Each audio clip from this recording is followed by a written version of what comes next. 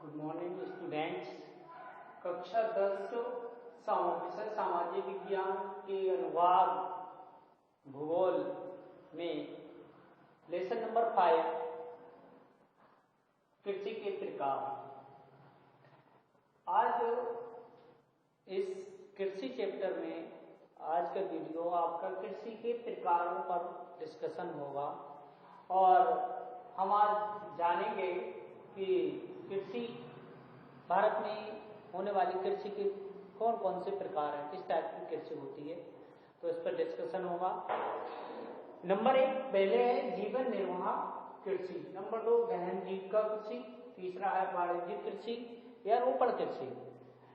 उसके बाद इसमें प्रारंभिक जीवन निर्वाह कृषि कैसे कहते हैं। भारत में प्रारंभिक जीवन निर्वाह कृषि छोटे किसान विशेषकर आदिवासी परिवारों द्वारा अपने परिवार एवं मजदूरों की सहायता से भूमि के छोटे खंड पर कृषि की जाती है और इसमें मुख्यतः आदिम यानी पुराने तौर तरीके के औजारों उपकरणों के माध्यम से लकड़ी के हल, दाव यानी खोदने वाली छड़ी आदि की सहायता से कृषि की जाती थी। और इस तरह से होने वाली कृषि जिसे प्रारंभिक जीवन निर्वाह कृषि कहते हैं। तो प्रारंभिक जीवन निर्वाह कृषि में इस प्रकार की कृषि में क्या होता था कि मानसून और मृदा की प्रकृति उर्वरता है दी हुई उसके आधार पर होती थी ये कृषि, जिसमें उर्वरता और फसल उगाने के लिए पर्यावरण की परिस्थितियां भी डिपेंड करती थी। उपयोगिता परिस्थितियों की उपयोगिता पर निर्भर करती है कि कैसी सिचुएशन है वहां पर, और इसीलिए इस प्रकार की कृषि को कर्तन दहन प्रणाली कहा जाता है, क्योंकि आदि काल में पहले के समय में आदि मानव और प्रारंभिक मानव जिस तरह खेतों को तैयार करता था, जंगलों को जलाकर, झाड़ियों को जलाकर, काट कर उन्हें साफ कर उस उपजाऊ भूमि में वो बीज बोया करता था, खेती किया करता था।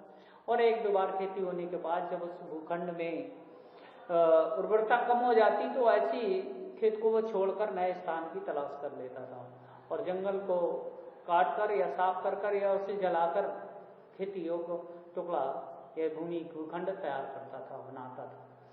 तो इस तरह की भूमि को कर्तन दहन प्रणाली, कृषि प्रणाली कहा जाता है।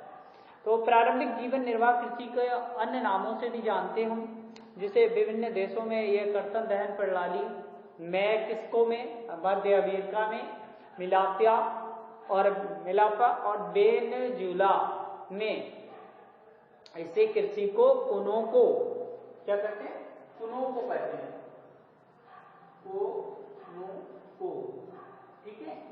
और कुनोको, इसके अलावा ब्राजील में इसे रोका कृषि के नाम से जाना जाता है। और इसके अलावा मध्य अफ्रीका में इसे मोसेले,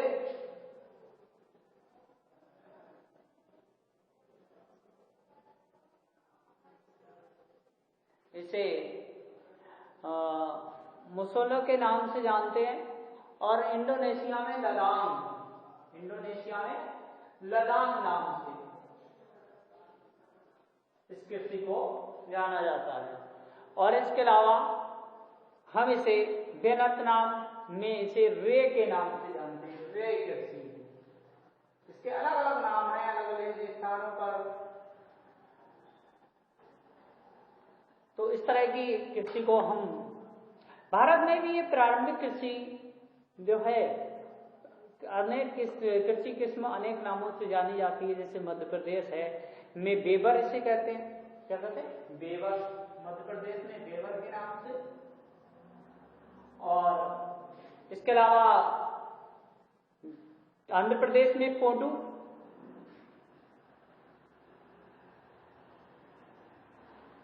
नाम से। इसी तरह से उड़ीसा में इसे पामा डावी, कोमान में या बारीगा, ये इस तरह के। पश्चिमी घाट में कुमारी नाम से जानते हैं इस कृषि को, कुमारी।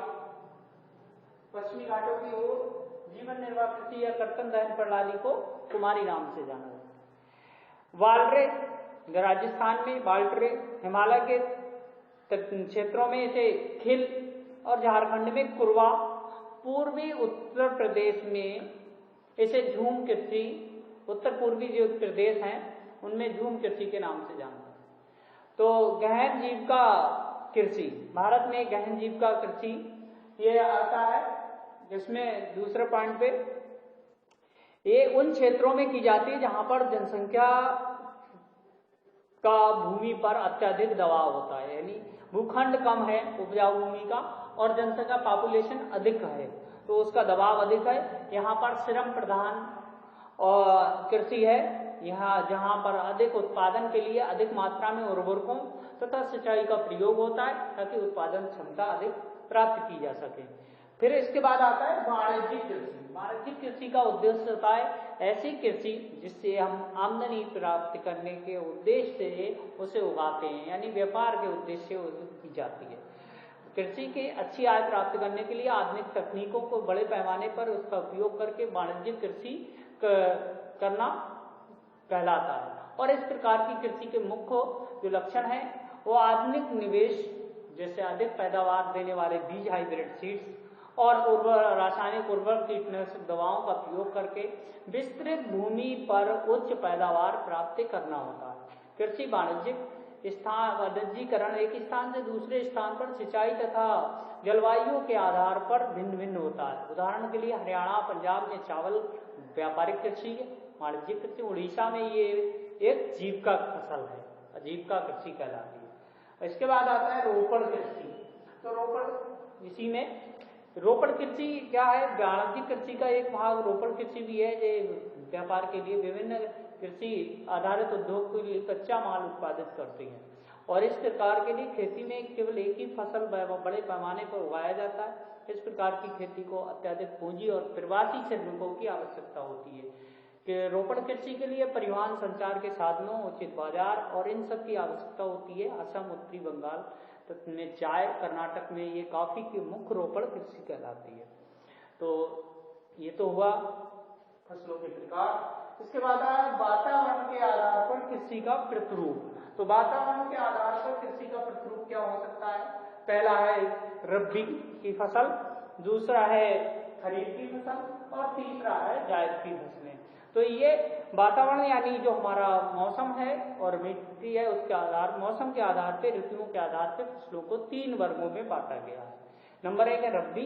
रबी की फसल शीत ऋतु में अक्टूबर से दिसंबर माह में बोई जाती है और ग्रीष्म ऋतु के अप्रैल जून में काट लिया जाता है। इसमें जौ, गेहूं, मटर, चना, सरसों आदि की फसलें होती हैं। पंजाब, हरियाणा, हिमाचल प्रदेश, उत्तर प्रदेश, जम्मू कश्मीर आदि इसके मुख्य उत्पादक क्षेत्र हैं। उत्तराखंड में भी रबी की फसल को उगाया जाता है। दूसरा है शीत ऋतु में शीतोष्ण पश्चिमी विक्षोभ होने के कारण इन फसलों को वर्षा से इन फसलों का उत्पादन में ये वर्षा सहायक होती है, अच्छा उत्पादन हो जाता है। हरित क्रांति के कारण पंजाब, हरियाणा, पश्चिमी उत्तर प्रदेश और राजस्थान में के भागों में गेहूं के उत्पादन में वृद्धि हुई है। खरीफ की फसलों में इसमें देखें तो खरीफ की फसलें मानसून के आगमन मई जून के साथ बोई जाती हैं, सितंबर अक्टूबर में काट ली जाती हैं। इस फसलों को बोई जाने वाली मुख्य फसलें मक्का, चावल, ज्वार, बाजरा, तुर, मूंग, उड़द और कपास, जूट, मूंगफली आदि, सोयाबीन होती है। तो इसमें दिया है। फिर आगे धान मुख्य फसल है इसकी, चाहे खरीफ की फसल में पश्चिम बंगाल, उड़ीसा और असम तथा बिहार, आंध्र प्रदेश, केरल, तमिलनाडु, महाराष्ट्र के तटीय भाग और पंजाब, हरियाणा में ये फसल को उगाया जाता है। पश्चिमी बंगाल, उड़ीसा, असम ये अच्छे सिंचित क्षेत्र हैं। धान की 3 फसलें भी ली जाती हैं, आस, अमन और बोरो भी बोई जाती है। जायद की फसलें क्या है? जायद और खरीफ के समय के बीच में जो ऋतु होती है, मार्च और जून के महीने में जो फसल उगाई जाती है उसे जायद की फसल कहा जाता है। इस ऋतु में की मुख्य फसल है खीरा, खरबूजा, तरबूजा और सब्जियां, चारा इत्यादि। तो गन्ना एक वर्ष में तैयार होने वाली फसल है ये।